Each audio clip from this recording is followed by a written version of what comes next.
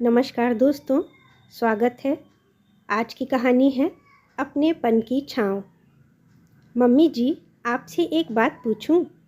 मेरी नई पुत्रवधू आस्था ने धीरे से पूछा। उसकी आंखों में जिज्ञासा थी और आवाज़ में हल्का सा रूखापन।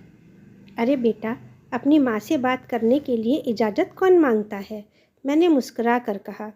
आस्था बोली, मम्मी जी, ये बताइए कि आकृति दीदी की नंद के घर दिवाली का शगुन और मिठाइयाँ भेजने की क्या ज़रूरत है? क्या दीदी के सास ससुर इतने लालची हैं कि उम्मीद करते रहते हैं? वो वहाँ कैसे रहती होंगी? थैंक गॉड, मुझे तो इतना प्यारा ससुराल मिला है।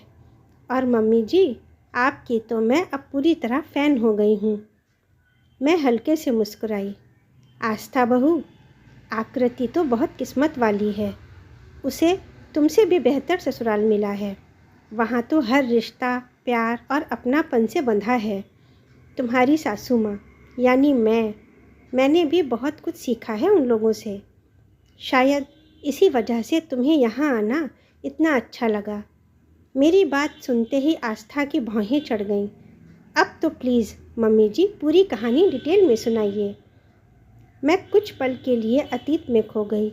7 साल पहले की वो यादें मन के स्क्रीन पर धीरे धीरे उभर आईं। उस दिन मैंने बड़े उत्साह से करवा चौथ का व्रत रखा था, तुम्हारे ससुर जी की लंबी उम्र के लिए। सजी धजी सुहागिन की तरह आंगन में दिए जल रहे थे। घर में भक्ति, शांति और संतोष का माहौल था। लेकिन जिंदगी कभी एक सी नहीं रहती। अगली सुबह अचानक फ़ोन बजा। तुम्हारे पति अंशु के सड़क दुर्घटना में घायल होने की खबर आई। पल भर में जैसे हमारी दुनिया ठहर सी गई। हमारे कुरुक्षेत्र के छोटे से कस्बे में अस्पताल की सुविधाएं सीमित थीं। डॉक्टर ने अंशु की हालत देखकर तुरंत उन्हें पीजीआई चंडीगढ़ रेफ़र कर दिया। सबसे बड़ी परेशानी ये थी कि चंडीगढ़ में हमारा कोई जान पहचान वाला नहीं था। अपने इकलौते बेटे की चिंता में हमारे चेहरे पर तनाव की रेखाएं गहरी होती जा रही थीं। भीड़ भाड़ वाले अस्पताल में हम खुद को पूरी तरह अजनबी महसूस कर रहे थे। तभी आकृति का जयपुर से फ़ोन आया। मैंने घबराहट में सारी बात बता दी। आकृति ने तुरंत कहा, माँ पापा घबराइए नहीं, मेरी ननद ज्योति दीदी चंडीगढ़ में रहती हैं। मैं उन्हें बता देती हूँ, वो आपकी मदद करेंगी। अंशु को एडमिट करवाने के बाद मैंने ज्योति को फ़ोन किया, लेकिन मोबाइल बंद था। थकान और बेचैनी में मन में नकारात्मक ख्याल आने लगे। शायद जानबूझकर बंद कर रखा है। आजकल के नौकरी पेशा लोग हम जैसे घर वालों से कैसे जुड़ेंगे? किसी को दूसरे की परेशानी से क्या लेना देना? शाम तक मैं इन्हीं सोच में डूबी हुई थी। तभी वार्ड के दरवाजे पर दस्तक हुई। सामने ज्योति खड़ी थी, चेहरे पर ममता भरी मुस्कान, हाथों में फल, दूध और घर का बना खाना। मैं कुछ क्षणों के लिए स्तब्ध रह गई। मन में लज्जा और आभार की लहर दौड़ गई।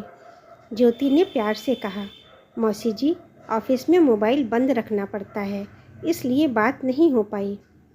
अब आप बिल्कुल चिंता मत कीजिए, सब ठीक हो जाएगा।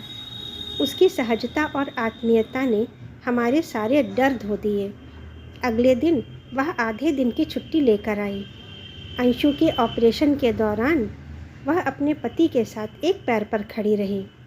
कभी हमारा हौसला बढ़ाती, कभी डॉक्टर से बात करती, कभी रिपोर्ट्स लाती। उसकी उपस्थिति ने अस्पताल के ठंडे माहौल को अपनेपन की छाँव में बदल दिया।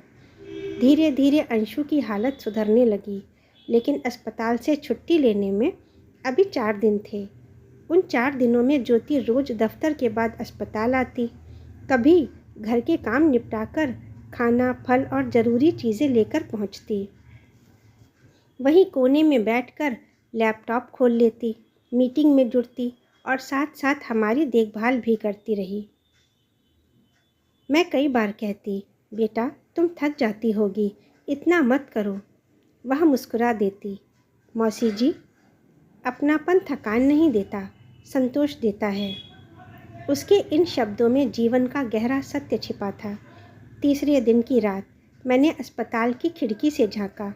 सड़क के उस पार एक पेड़ था जिस पर चांदनी हल्के से पड़ रही थी। मुझे लगा जैसे पेड़ और ज्योति एक ही हैं, खुद तपते हुए भी दूसरों को छांव देते हैं। अगली सुबह अहोई अष्टमी थी। मन में सवाल उठा, आज पूजा कैसे होगी? बेटे की सलामती के लिए व्रत तो करना ही है, लेकिन अस्पताल में? तभी ज्योति पूजन सामग्री के साथ वार्ड में आ गई। थाली में मिठाइयाँ, फल, दियाबाती देखकर मेरी आंखें नम हो गईं। मौसी जी, माँ की पूजा भाव से होती है। आज ये वार्ड ही हमारा मंदिर है, ज्योति ने कहा। दोपहर में वह मुझे अपने घर ले गई ताकि मैं कथा सुन सकूं। शाम को व्रत पारण के समय वह मेरे साथ ही अस्पताल लौटी, डॉक्टर की सलाह के अनुसार अंशु के लिए हल्का खाना लेकर। जब मैंने अंशु को अपने हाथ से खाना खिलाया, मन में गहरी शांति बस गई। मुझे लगा जैसे अहोई माँ ज्योति के रूप में ही मेरे पास आई हूँ। मैं भर्राते स्वर में बोली, ज्योति, मेरी आकृति बड़ी भाग्यवान है जो तुम जैसी ननद मिली है। तुम सच में अपने नाम की तरह हो, खुद जलकर दूसरों को रास्ता रोशन करने वाली। तुमने हमें अपनेपन का असली मतलब सिखाया है। तुम सिर्फ आकृति की नंद नहीं, हमारी भी अपनी बेटी हो। ज्योति ने मेरे आंसू पोंछते हुए कहा, मौसी जी, मैं तो वही कर रही हूँ जो अपनों के लिए करना चाहिए। शायद यही असली संस्कार है। उस पल मैंने महसूस किया कि भगवान हर बार चमत्कार नहीं करते। कभी कभी वे किसी इंसान के रूप में अपनेपन की छाँव बनकर आ जाते हैं। जीवन की धूप चाहे कितनी भी तेज क्यों ना हो, अगर दिलों में अपनापन हो तो हर दर्द सहने लायक हो जाता है। अंशु की छुट्टी के दिन मैंने ज्योति को गले लगाते हुए कहा, बेटा, अब तुम मेरी बड़ी बेटी हो। अहोई माँ की कृपा से तुम मुझे मिली, जो मेरे जीवन की प्रेरणा बन गई हो। ज्योति मुस्कुराई। मौसी जी, स्नेह और संवेदना के रिश्ते कभी फीके नहीं पड़ते। जब तक हम एक दूसरे के लिए महसूस करते रहेंगे, ये संसार सुंदर बना रहेगा। उस दिन के बाद से हमारा घर ज्योति के दिए गए प्यार और अपनेपन की छाँव में महकने लगा। जब मैंने कहानी समाप्त की तो आस्था की आंखें भीग चुकी थीं। वह मेरे गले लगकर बोली, मम्मी जी, मैं भी अब इस घर का हिस्सा हूँ। मैं आपकी तरह ज्योति दीदी की सीख अपनाऊंगी, अपनापन पाऊंगी भी और बांटूंगी भी। मैंने जानबूझकर मीठी झिड़की देते हुए कहा, हाँ, तो मेरी अब 2 बेटियां हैं, बड़ी ज्योति और छोटी आकृति। अब बताओ, बड़ी बेटी के घर दिवाली का शगुन भेजूं या ना भेजूं? आस्था चहक पड़ी, क्यों नहीं मम्मी जी, बल्कि अंश के साथ मैं भी जाऊंगी, दोनों दीदियों के यहाँ शगुन का सामान लेकर, क्योंकि मुझे इस घर की सारी परंपराओं को प्यार से अपनाना है। फिर अचानक चंचलता से बोली, लेकिन मम्मी जी, मैं आपसे नाराज़ हूँ। आपने 2 बेटियों की बात की, तीसरी की नहीं।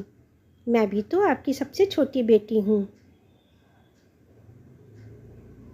मैंने उसके गालों पर प्यार से हाथ फेरा और कहा, हाँ बेटा, क्योंकि मैं तुम्हें सिर्फ बेटी कहकर बहू की जिम्मेदारियों से मुक्त नहीं करने वाली। तुम्हें मेरे लिए दोनों बनना है, बहू भी और बेटी भी। और उसी पल आस्था की खिलखिलाहट, उसकी मासूम मुस्कान और अपनेपन की खुशबू हमारे घर के हर कोने में फैल गई।